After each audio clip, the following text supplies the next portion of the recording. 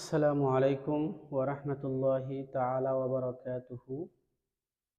সুপ্রিয় সকল জ্ঞান পিপাসু ছাত্রছাত্রী, বিশেষ করে শিকলবাহা ওহদিয়া ফাজিল ডিগ্রি মাদ্রাসার 2025 দাখিল পরীক্ষার্থী সকল ছাত্রছাত্রীদেরকে জানাই আন্তরিক শুভেচ্ছা ও অভিনন্দন। দূরে কাছে যেখান থেকে দেখছেন সবাইকে জানাচ্ছি আন্তরিক শুভেচ্ছা ও অভিনন্দন। প্রতিদিনের ন্যায় আমি আপনাদের সামনে গাণিতিক নতুন একটা বিষয় নিয়ে উপস্থিত হয়েছি।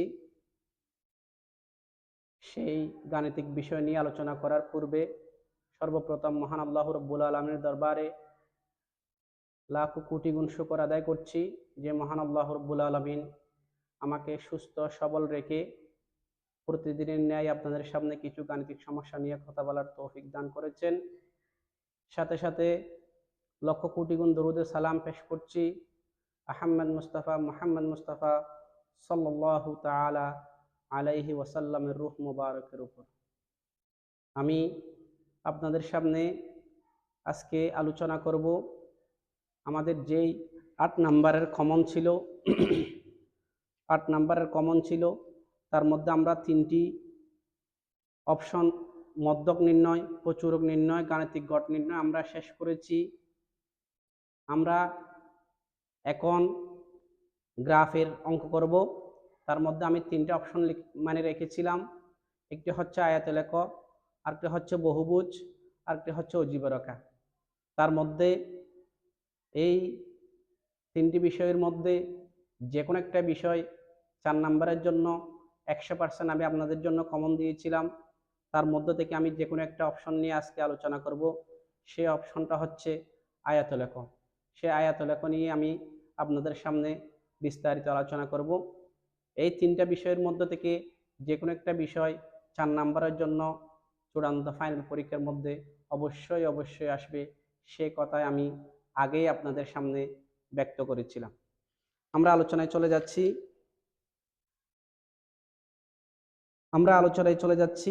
আমাদের প্রশ্ন নং হচ্ছে 4 নং প্রশ্নের বিস্তারিত আলোচনা।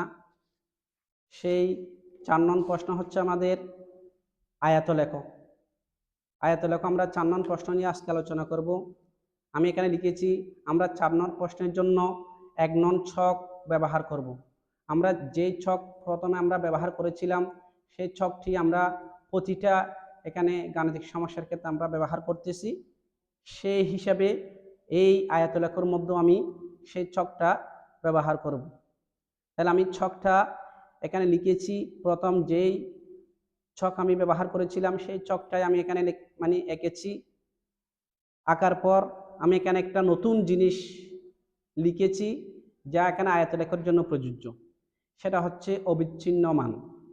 এই আয়তলেখের মধ্যে অবিচ্ছিন্ন মানটা বের করতে পারলেই আপনার কাজটা প্রায় শেষ হয়ে যাচ্ছে। তাহলে আমি শ্রেণীব্যাপ্তি আগে যেমন ছিল তেমন আছে, গণসংখ্যা আগে যেমন ছিল তেমন আছে। আমি অবিচ্ছিন্ন মানটা কেমনে বের করতে হয় আপনাদের একটু দেখিয়ে বা বুঝিয়ে বলব। সেই অবিচ্ছিন্ন মানটা যদি আমার বের করতে হয় তাহলে আমরা শ্রেণীব্যাপ্তি থেকে আমাদের বের করতে হবে। সেহেতু আমাদের শ্রেণীব্যাপ্তি লাগবেই। এখানে আমাদের ব্যবধান হচ্ছে 5, 45 থেকে 49, 50 থেকে 54, 55 থেকে 59, 60 থেকে 64, 65 থেকে 69, 70 থেকে 74।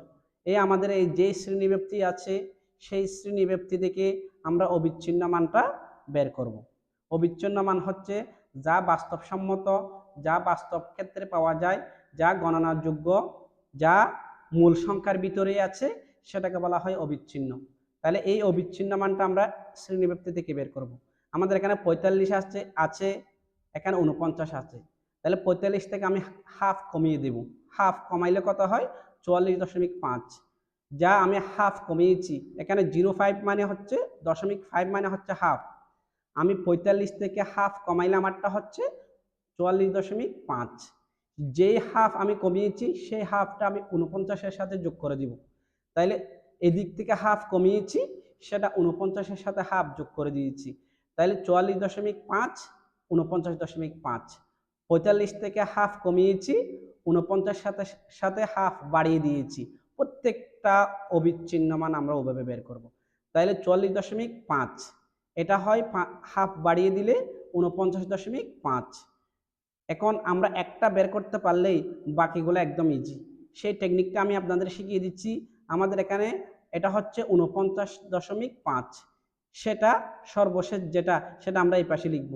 তাহলে 49.5 সেটা এদিকে চলে আসছে, তাইলে এটার কত হয় 54.5, ওই 54.5 আবার এদিকে চলে আসবে, তাহলে কত হয় 59.5, এই 59.5 আবার এদিকে চলে আসবে, তাহলে কত হয় 64.5, 64.5 আবার এখানে চলে আসবে, তাহলে কত হয় 69.5, 69.5 আবার এখানে চলে আসবে, তাহলে 74.5 হয়। তাহলে আমরা যদি একটা বের করতে পারি, বাদ বাকিগুলা গতানুগতিক নিয়মে আমাদের যদি মাথায় আসে তাহলে আমরা ওভাবে বের করতে পারবো। আর যদি আপনাদের মাথায় না আসে তাহলে আপনাদের কাজ করতে হবে যে কি, শুরু থেকে হাফ কমাই দিব, সে হাফটা শেষের উচ্চসীমার সাথে বাড়িয়ে দিব। আরো ক্লিয়ার করে বলতেছি, নিম্ন সীমা থেকে হাফ কমিয়ে দিব, সে হাফটা উচ্চসীমার সাথে যোগ করে দিব, নিম্ন সীমার সাথে হাফ কমিয়ে দিব, সেই হাফটা উচ্চসীমার সাথে যোগ করে দিব, যা বের হবে সেটাই হচ্ছে অবিচ্ছিন্ন মান। এই অবিচ্ছিন্ন মানটা আমাদের আয়তলেখা অঙ্কনের জন্য লাগবে। আর গণসংখ্যা তো আমাদের আগে থেকেই ছিল, এখনো আছে। এখন আমরা গ্রাফটা আঁকবো। তাইলে গ্রাফ আঁকার ক্ষেত্রে আমাদের একটু মনোযোগ দিতে হবে। আমি এখানে এটা হচ্ছে এক্স অক্ষ আর এটা হচ্ছে ওয়াই অক্ষ। গ্রাফটা আমি যে কোনো পজিশনে নিলাম। প্রথম আমার কাজ থাকবে এক্স অক্ষ এবং ওয়াই অক্ষ নির্ণয় করা। এক্স অক্ষ এবং ওয়াই অক্ষ আমি নির্ণয় করেছি, এদিকে কিছু জায়গা খালি রেখেছি, এদিকে কিছু জায়গা আমি খালি রেখেছি। তাহলে এক্স অক্ষ বরাবর আমার বসবে অবিচ্ছিন্ন মান, ওয়াই অক্ষ বরাবর আমার বসবে গণসংখ্যা। তাইলে আমি চিহ্নিত করে দিলাম, এক্স অক্ষ বরাবর অবিচ্ছিন্ন মানগুলো আমি বসিয়েছি। প্রথমে কত 44.5, 49.5 আমি এদিক থেকে লিখেছি, এদিকে জায়গা একটু কম, যে জায়গা ছোট যে জন্য আমি এদিক থেকে লিখেছি। তাইলে 44.5 থেকে 49.5, এরপরে 49.5 থেকে 54.5, এইভাবে পর্যায়ক্রমে আমি মানগুলা আমি লিখেছি। প্রতি 5 ঘর পর পর, ক্ষুদ্রতম 5 ঘর পর পর আমি জিনিস মানে অবিচ্ছিন্ন মানগুলা লিখেছি, ক্ষুদ্রতম 5 ঘর পর পর। এখানে গড় এই গ্রাফটা হচ্ছে আপনার ক্ষুদ্রতম 5 গড় মিলে বড় এক গড়। তাহলে আমি প্রতি ক্ষুদ্রতম 5 গড় পর পর আমি এই যে অবিচ্ছিন্ন মান এগুলো বসিয়েছি। তাহলে আমার এখানে হচ্ছে 1 2 3 4 5 6, তাহলে আমি 6টা কলামের মধ্যে ওই মানগুলো বসিয়েছি।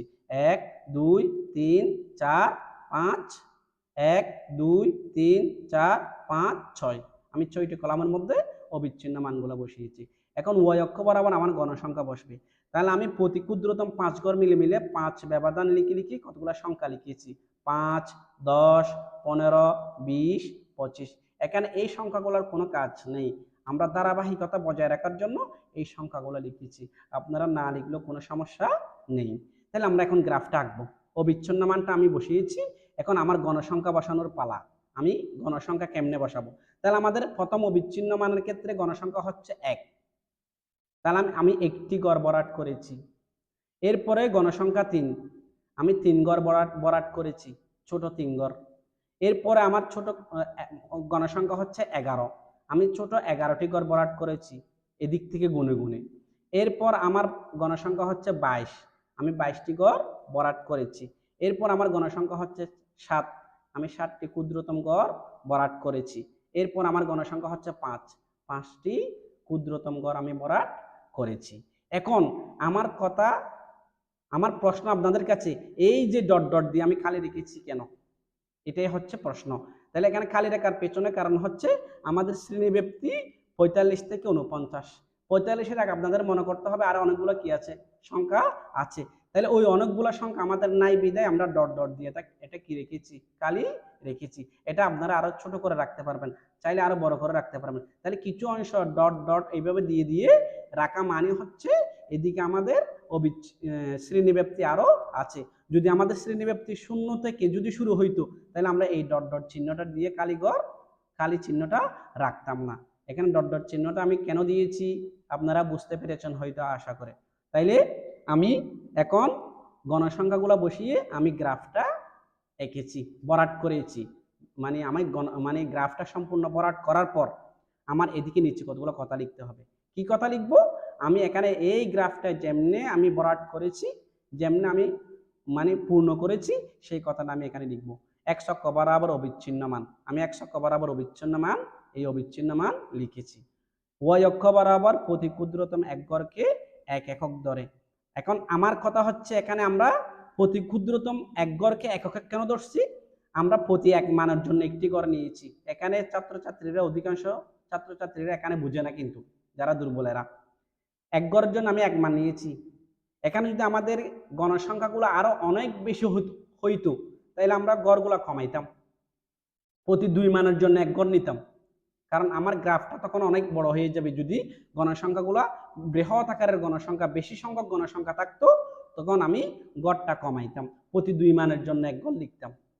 তাইলে এখন আমাদের যেহেতু সর্বোচ্চ গণসংখ্যা কত আছে? 22 আছে, ওই জন্য আমরা প্রতি এক মানের জন্য এক গড় নিয়েছি। তাইলে আমি প্রতি এক মানের জন্য এক গড় নিয়েছি। সর্বোচ্চ 22 আসে, 22 এখানে আছে, তাহলে আমি 22 করে নিয়েছি। তাইলে আমি ওই কথাটা এখানে লিখছি। তাইলে আপনি যদি 2 মানের জন্য এক গড় নেন, তাহলে কথাটা এভাবে লিখতে হবে। 3 মানের জন্য এক গড় নেন, কথাটা এভাবে লিখতে হবে।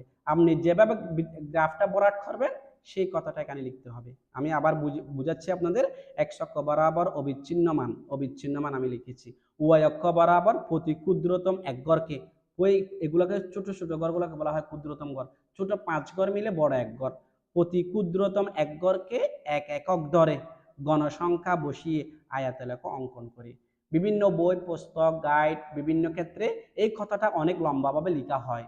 আমি আপনাদের সুবিধার্থে এই জিনিসটা ছোট আকারে আপনাদের জন্য উপস্থাপন আমি করেছি।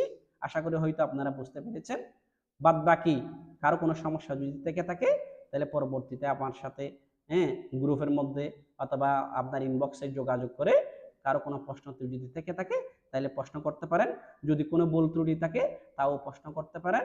এই আশাবাদ ব্যক্ত করে আমি সকলকে এই গাণিতিক সমস্যাগুলা বিস্তারিত পর্যালোচনা করে, ব্যাখ্যা বিশ্লেষণ করে, খুব ডিপলি মনোযোগ দিয়ে চিন্তা করে সবাইকে বেশি বেশি প্র্যাকটিস করার জন্য অনুরোধ জানিয়ে, আপনি যত বেশি প্র্যাকটিস করবেন গাণিতিক সমস্যাগুলো আপনার জন্য তত বেশি সহজ হবে। আমি একটা নিয়ম আমি শিখিয়েছি, নিয়ম এটার উপর যত অঙ্ক আছে সব অঙ্ক যখন আপনি প্র্যাকটিস করবেন, নিয়ম একটা, অঙ্ক অনেকগুলা, বিভিন্ন গাইডে, সাজেশনে, আপনার টেস্ট পেপারে, মডেল টেস্টে অনেকগুলা এই জাতীয় অঙ্ক আছে। সব অঙ্ক যদি আপনি প্র্যাকটিস করেন অবশ্যই আপনি অঙ্ক পারবেন, সেটা আমি গ্যারান্টি দিয়ে বলতে পারি। তাইলে সকলকে আমি আপনাদের কাছে সবচেয়ে বেশি অনুরোধ থাকবে সবাই শেয়ার করে দিবেন, সবাই যেন দেখতে পারে। আপনি যেমন দুর্বল, আপনার মতো আরো অনেক দুর্বল স্টুডেন্ট আছে, এরা যেন দেখতে পারে, এদের জন্য যেন সুবিধা হয়। অনেক স্টুডেন্ট আছে প্রাইভেট পড়তে পারে না, আর্থিক সমস্যার কারণে। সবাইকে দেখার সুযোগ করে দেওয়ার জন্য, বেশি বেশি শেয়ার করার জন্য অনুরোধ জানিয়ে সকলের সুস্বাস্থ্য কামনা করে, সকলের দীর্ঘায়ু কামনা করে, বেশি বেশি অঙ্ক প্র্যাকটিস করার আশাবাদ ব্যক্ত করে আমার জন্য দোয়া কামনা করে আজকের সংক্ষিপ্ত ক্লাস এখানে শেষ করলাম। ওয়া আখিরু দাওয়ানা আলহামদুলিল্লাহি রাব্বিল আলামিন। আসসালামু আলাইকুম ওয়া রাহমাতুল্লাহি তাআলা ওয়া বারাকাতুহু।